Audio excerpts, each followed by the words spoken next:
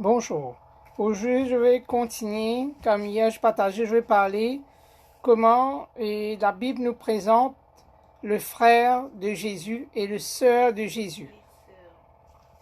Le sœur de Jésus, que Jésus avait de frères et de sœurs et que Marie a une relation comme époux et épouse entre lui et Joseph, où de là a découlé dans cette relation deux enfants. Comme Dieu lui-même a dit, soyons féconds et multipliez la terre, et que Dieu multiplie la terre, et que Dieu lui-même, il a laissé libre Marie et Joseph pour avoir leur relation comme mari-femme dans le couple, pour pouvoir avoir des enfants. Parce que Dieu n'est pas égoïste, après avoir utilisé Marie, de lui dire d'arrêter là, de ne pas avoir des enfants. Parce qu'aujourd'hui, on cache la vérité, on ne dit pas la vérité que Marie a eu des enfants. Et comment la vérité doit être dite, doit être parlée et doit être savoir. Et pour cela, on va voir un premier passage de la Bible, parce que quand la Bible parle de frères et sœurs de Jésus, cela ne fait pas allusion à de frères et sœurs. Quand on connaît Jésus, on dit frères et sœurs, ou allusion à ses disciples. Parce que Jésus, la Bible détaille bien quand c'est les disciples de Jésus et quand c'est les frères et les sœurs de Jésus que Marie a eu comme enfant. La Bible détaille bien et la Bible précise bien ces choses. Et on va voir dans Matthieu, chapitre 12, versets 46 à 50.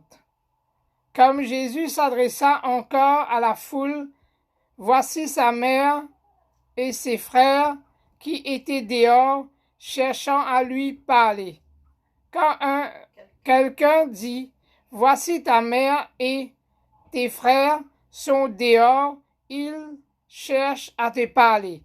Mais Jésus répondit à celui qui le lui disait, qui est ma mère, qui sont mes frères? Puis, étendant la main sur ses disciples, et dit, voici ma mère, mes frères, car quiconque fait la volonté de mon Père qui est dans les cieux, celui-là est mon frère, ma sœur, ma mère. Nous voyons que Jésus parle avec ses disciples, et ses disciples étaient là avec Jésus, quand Jésus est en train de prêcher, de partager la parole de Dieu, et que sa maman et le membre de sa famille, ses frères et sœurs, étaient dehors et ils venaient le chercher.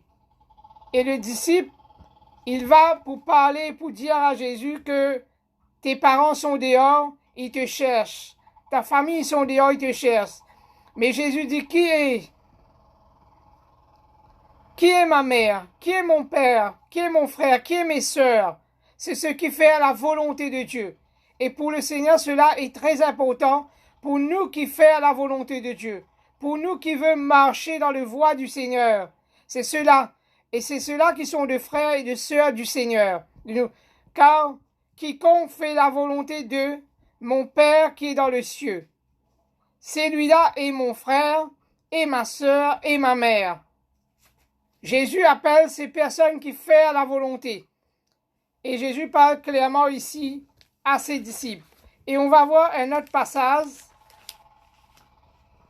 dans Matthieu, chapitre 13, versets 55 à 58. Matthieu, chapitre 13, versets 55 à 58.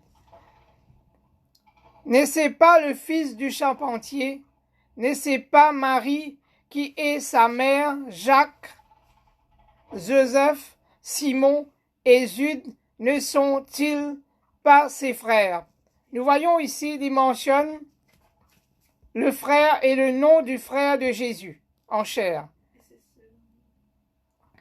Et ses sœurs ne sont-elles pas tous parmi nous? D'où lui viennent donc toutes ces choses? Et il était pour eux une occasion de chute, mais Jésus leur dit, un prophète ne ne méprisé que dans sa patrie, dans sa maison. Et il ne fit pas beaucoup de miracles dans ces lieux à cause de leur incrédulité. Et nous voyons comment là Jésus est en train de parler, de prêcher la parole de Dieu, et comment tous les gens étaient étonnés de la sagesse de Jésus, étaient étonnés par ce que Jésus disait. Et tout le monde disait, c'était le fils, n'est-ce pas le fils du charpentier? Parce son père était un charpentier et Jésus lui-même, il a travaillé avec son père, il était reconnu comme le fils du charpentier. Ce n'est pas Marie qui est sa mère. Et là, le gens dit, c'est bien Marie sa mère. Jacques, Joseph, Simon, Jude. Jacques, ses premiers frères. Joseph, Simon, Jude. Et sont-ils pas tous parmi nous? Voyons que tous ses frères ne sont-ils pas tous parmi nous? Et ses sœurs ne sont-elles pas tous parmi nous?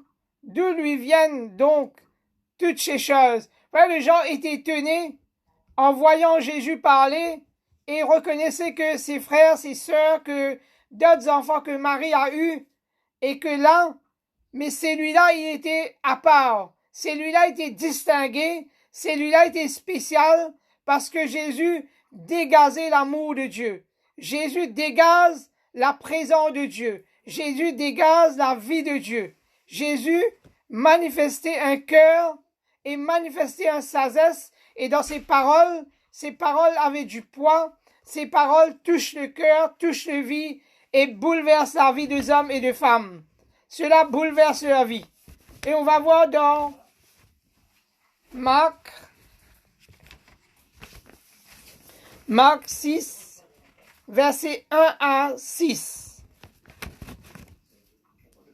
Jésus partit de là et se rendit dans ses parties, ses disciples le suivant.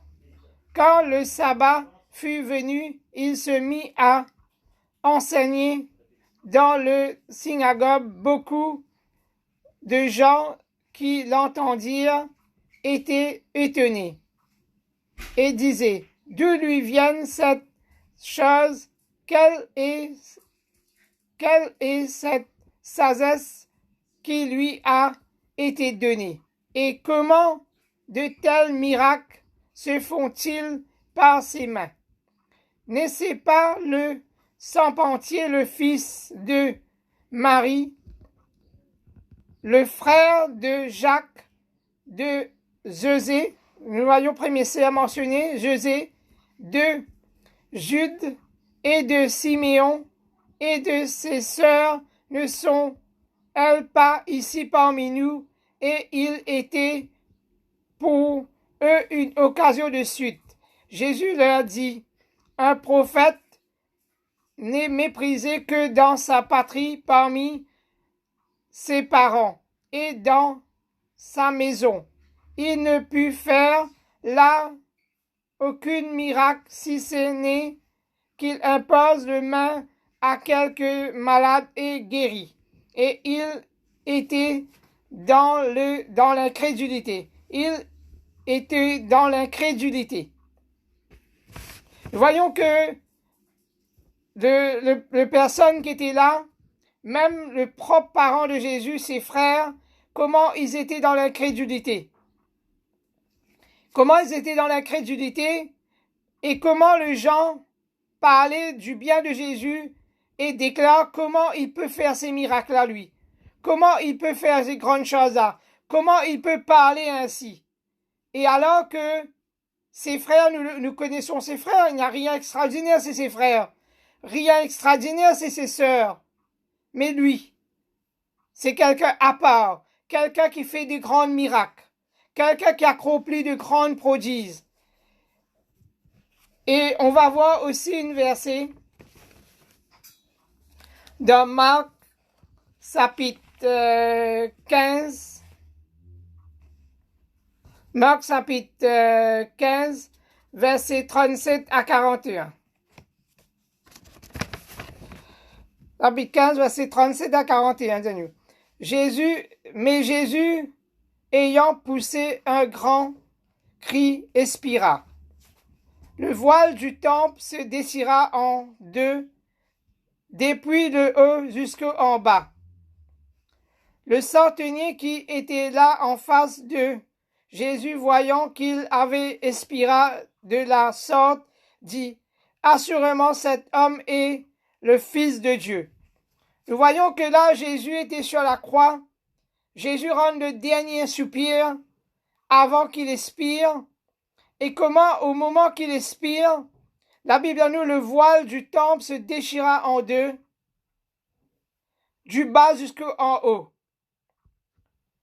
Le centenier qui était là et témoigne, en voyant ces choses, que Jésus est vraiment le Fils de Dieu. Alors que, quelques heures avant le matin, ils ne reconnaissaient pas que Jésus était le Fils de Dieu. Et maintenant, ils reconnaissent que Jésus est le Fils de Dieu. Et le voile du temple, c'est ce qui empêche l'homme d'avoir communion, d'avoir relation avec Dieu.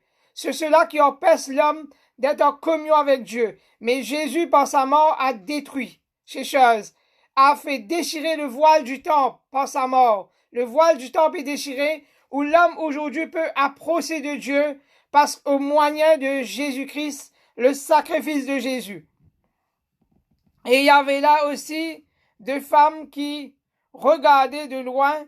Parmi elles était Marie de Magdala, qui a répandu le parfum sur le pied de Jésus, Marie la mère de Jacques le mineur, et de José et de Salomé.